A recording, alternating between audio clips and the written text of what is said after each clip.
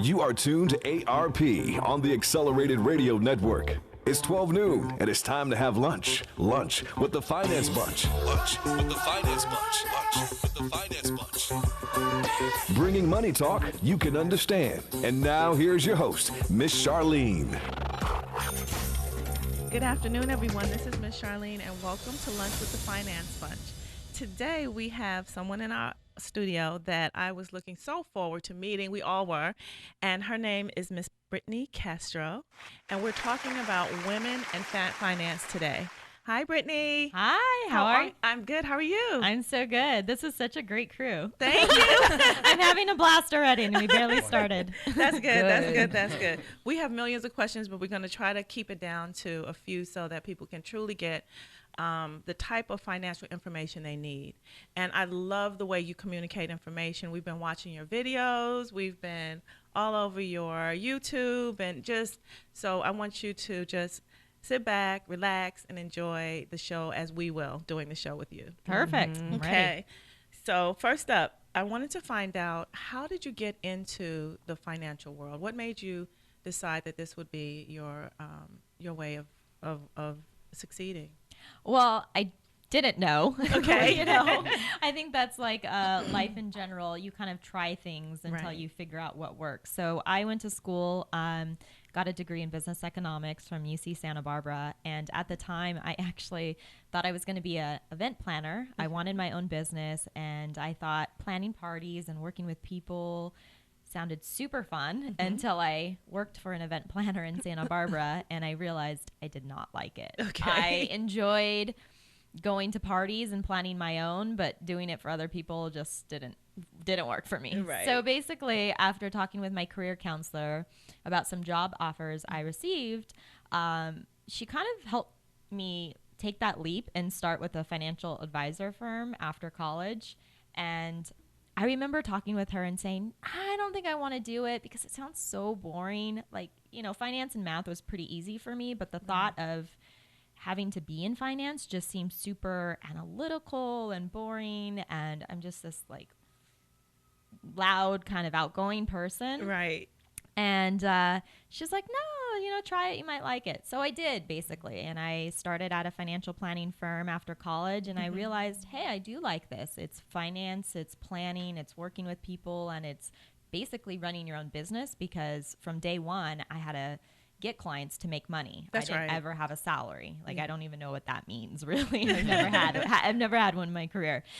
So after about 5 years there, I did well for myself, I guess you can say, and I was successful. But also I realized the corporate world was not for me. I just didn't like all the rules and restrictions and being told how to be and think. And I became this robot, and I really became boxed in. So it was a hard time. Just, I was sick all the time, stressed, and I was only 26 years old. I was like so young, and I thought, this can't be it. This can't be my life, right? This can't be the life I envisioned.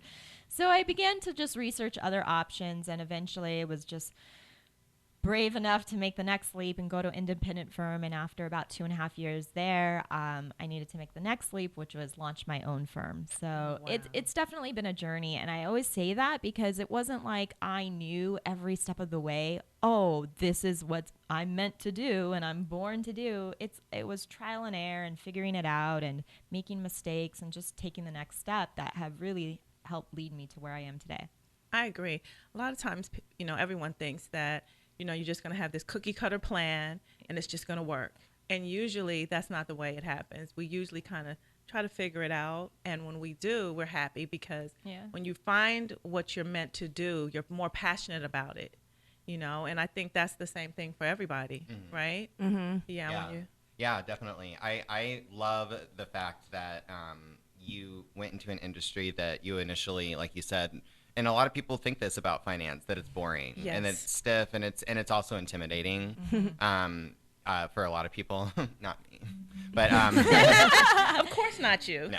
So financially wise. But I love that you went into it and made it your own, and it didn't stop you that you're a fun, loud, outgoing person. You just took that, you brought that to the table and made it into your own. I think that's really, it's inspiring for people like me that I'm, you know, trying to build my own thing, and it's inspiring. So I'm glad that you brought that up. Yeah. Right, because you don't have to fit into a box, and that's the point. You can take what you know and something that's as traditional as finance and make it your own and be creative with it, because unfortunately there's a disparity between age groups, you know, and when you're talking about finance, you know, a lot of people in my age group, we lose younger people in the conversation because we're taking it to this stiff, intimidating place that they can't go or don't want to go, right? Yeah. So it's better when they can hear it in a way, in a language that they can understand, like in to a make song. It less intimidating. Like in a song. Like in exactly. a song. What about a song, Elizabeth? A YouTube video that I happened upon. Seriously though, when I was on YouTube, which I love, you stood out amongst all your peers, which I think is something different instead of just being one of the same of everybody else that's a financial advisor. Same with your organizing business. That could seem like it could be super structured, obviously, but you make it fun and very Nathan-y. So I feel like when you bring yourself to something instead of going with the status quo, it adds zest. I love that, add zest. Yeah, and I think that's a big part of it, is making it your own. And I just find that it takes a lot of courage and hustle and persistence, because you know, along the way, I also had to learn how to build up an even bigger like rejection filter, because people are going to say what they're going to say. And a lot of financial advisors, I remember about 3 years ago when I left to start my own company, were asking me, well, how are you going to make it work? You're doing fee-only financial planning. How does that work? And why are you going to do online products, and you can't make your site pretty and colorful, and you know, it was just like all these things, right? And so I learned rejection pretty early, because I think anytime you're working with people, they're going to say no to you. That's right. You know, until you find the right ones. But also it was pushing through those fears and the roadblocks to say, no, I actually really think this is a viable business model that I have in my mind. It hasn't really been done, or it's not popular right now, but I think that's what needs to come to this marketplace. Exactly. Like you said, you know, to teach people in a way that's more easy and fun and not so serious and stuffy and corporate and intimidating. Exactly. Yeah. And I noticed on your video, we were watching, Brittney created her own music video, and she's making it rain in the video. I love it. And she's talking about how it's, you know, it's not easy. It's hard work to get, you know, to make money, but it's something that I just love the video. I just love it. What made you do that? Thanks. So it was amazing to make that. Okay, so we made it basically around this time last year, but we didn't release it until just a few months ago. Well, I had always had this idea to have my own music video. I danced in high school and college, and so the idea of music and dance and being able to create video has always just kind of been part of my expression.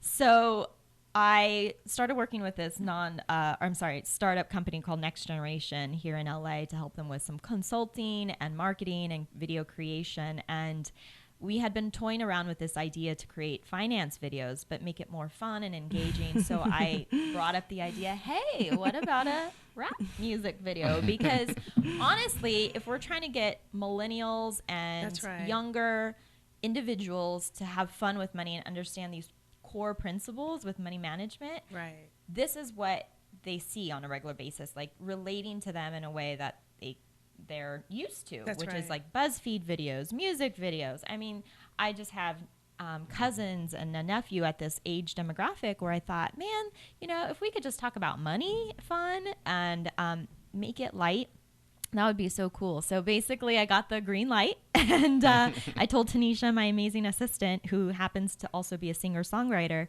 look, here's some talking points. I want to turn this into a rap. Within 10 minutes, she created this whole rap, which was amazing. Then we rehearsed. I mean, she's just super talented. And so then we rehearsed, and she taught me how to rap. And it was so cute, because here I thought I knew how to do it. I'd try to rap to all of this music I like. And she's like, Okay. Not quite. First, let's go over the format. And it's a whole, I have mad respect for rappers now because it is, whether their lyrics are good or not, it is a skill. It and it definitely is is a hard. skill. So we rehearsed, and then I talked to the production team about the video concept. And anyway, after about 2 full days of making this video, it came together, and we created it. And it's just like when everybody comes together for like a fun, creative project and leverages their talents and skills. That's right. I think that's when you get like the lightning in a bottle kind of thing. And I really felt that with this video, and even the fact that it took time to release it, you know. I want to go back to the 2 days. Oh, Because yeah. it's a full production. It was a full You had production. locations. You had location shoots, costume changes, Right. She did. I We had to mean, shut down traffic. exactly. a release forms. It was a blast, honestly. To be able, but again, that took courage because I That's had this right. idea, and it wasn't like I've seen any rap videos being done.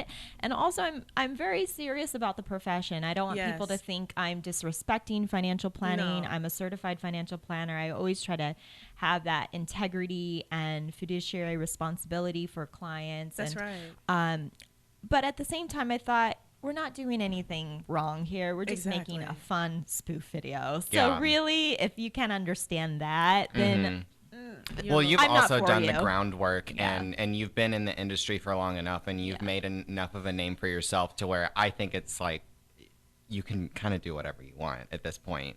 Not whatever you want, but you can certainly make a rap video. And what I love about it is that it's actually, like, in a good way, it's shocking Yes. that a financial planner made a rap video about finance. yeah. So I love But I it. think the rest of your YouTube channel is formatted very professionally. Like with the playlist, there's like saving and like women, like there was like all these and there was like 10 videos in each subcategory. Exactly. And I was like, oh, wow. So, and then there was the rap video. So it was like, she knows what she's talking about. She knows how to have fun. Exactly. So And if you need that if I work with balance. her, it's not just going to be stuffy financial talk. It's going to be fun, but She might professional. Rap at me. She'll rap at you. Well, I think you remember the lyrics, right?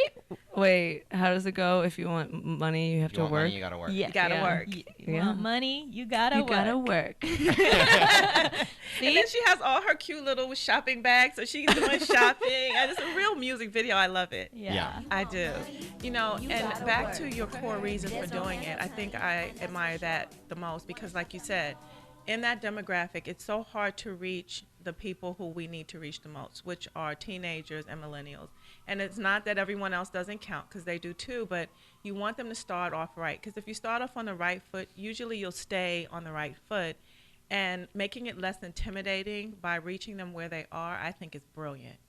Thank you. do. I agree. And I think the more education we could put out there and make it fun so people actually engage with education, Exactly. then the better off we'll all be, really. Definitely. Yeah, that's true. And you know, it's so much intimidation, and Brittney, you and I talked about this before we started. There's so much intimidation around, you know, even coming to a financial advisor and, you know, opening, because you're really opening up your entire personal life to this person, you know, and you want that person to be able to relate to you.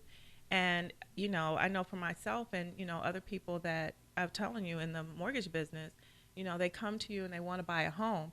And the first thing they do is they bring you their financials. And you are taking a critical look at their most personal information, their financials, and you're making a decision based on that, whether or not they can afford to do something like purchase a home, which is one of the most emotional financial investments outside of marriage you will ever make, you know? And so there's all this emotion that comes along with it. And I noticed that the ones that are most successful are the ones who've had a financial advisor somewhere during this process, because they at least understand where they are in that money cycle, you know? And so for you as an advisor, you know, working with someone like you, I find it just amazing, because there's things you can tell them that I'm not privy to. And there's things that I can help them with once they get the education from you, because that's really what it is.